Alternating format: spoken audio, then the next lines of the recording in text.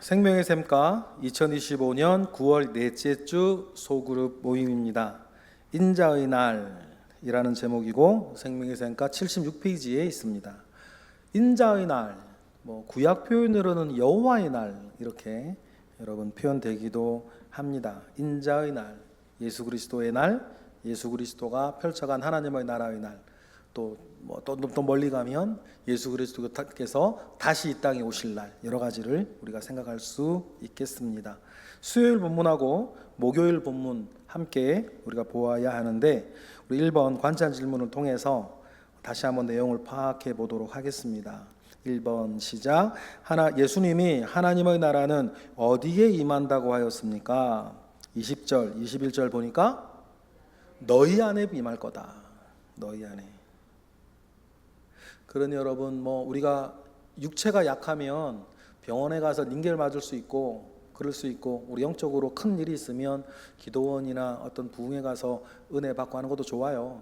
그러나 명심하셔야 되는 것은 특별한 일은 특별한 때의 일이고, 우리가 링겔 맞으면서 평생을 살 수 없고 우리에게 집밥이 중요한 것처럼 살아가려면 여기 있다 저기 있다 여러분 자실은 쫓아다니지 않아도 돼요. 그냥 내가 있는 곳에서부터 하나님의 나라가 임하게 하고 살게 하는 그게 진짜인 거예요. 자, 2번 읽겠습니다. 시작. 제자들이 인자의 날 하루를 보고자 하지만 어떻게 한다고 하였습니까? 22절에 보니까 보지 못할 거다. 하면 여기저기 찾아다니려고 하면, 다른 생각 가지고 그러면 인자의 날을 보지 못할 거다. 3번 시작. 인자의 날에 인자가 나타나시는 모습은 어떻다고 말씀하셨습니까? 23절에 24절에 보니까 하늘 이쪽과 저쪽에서 비침같이. 그래, 은밀하게 이런 거 아니라는 거예요. 누구에게만 그런 거 아니고, 구름 타고 이 땅에 다시 오시듯이 모든 사람에게 밝히 보여 알도록 결정적인 하나님의 나라는 그렇게 올 거다.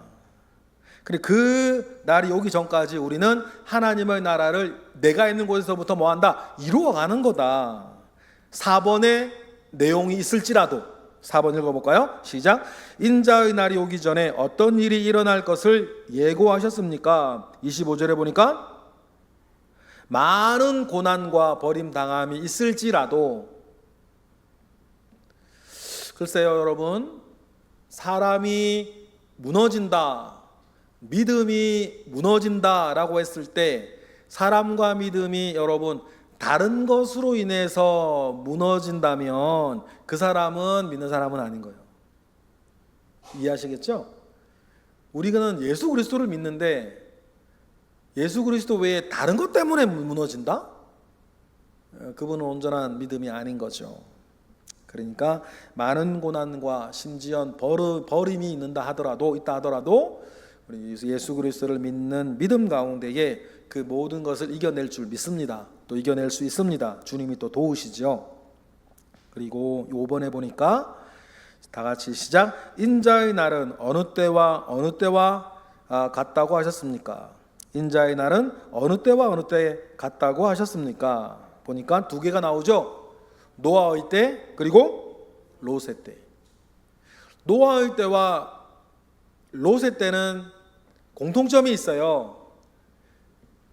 주변 모든 사람들이 어떻게 했다? 노아 보고 롯의 얘기를 듣고 비웃었다 그랬고, 롯의 사위들은 농담으로 여겼다라 그랬죠.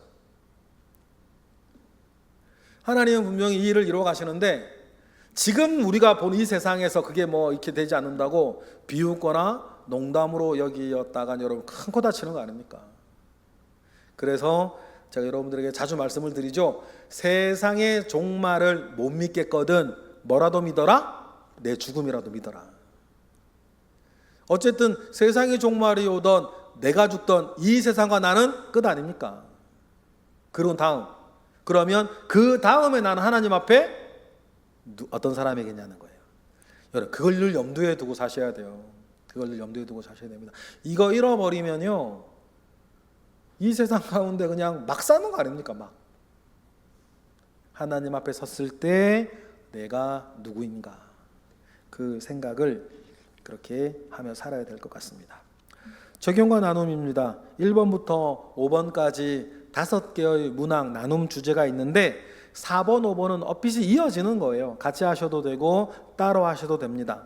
하나하나 해보면 이게 사실은 다 쉬운 질문들인데 표현은 조금 어렵게 좀 되어 있는 것도 좀 있어요. 예를 들어 1번 볼까요? 일상 속에서 하나님의 통치를 경험하는 구체적인 순간이나 모습이 있다면 어떤 것입니까? 근데 아까 이제 설교 말씀 이렇게 염두에 두시면서 하나님의 다스리심이 내게 임해서 내가 마음을 고쳐 먹거나 결정을 고쳐 먹었을 때에 뭐 그런 변화들, 하나님의 나라가 임했다, 하나님의 은혜가 충만하다, 성령 충만하다, 다 같은 말이에요. 뭐 그런 어떤 경험들, 그 순간이나 모습을 뭐 우리가 얘기할 수 있겠는가, 그런 거예요. 의외로 많아요, 여러분. 뭐 흔하게는 말씀 들을 때 내가 회개하고 고쳐진 거, 마음을 고친 거, 뭐 그런 것들까지도. 2번 하겠습니다. 이 말씀은 당신의 삶에 어떤 기대를 주거나 어떤 면에서 삶의 우선순위를 재조정하게 만듭니까? 주님의 나라가 온다. 주님의 날이,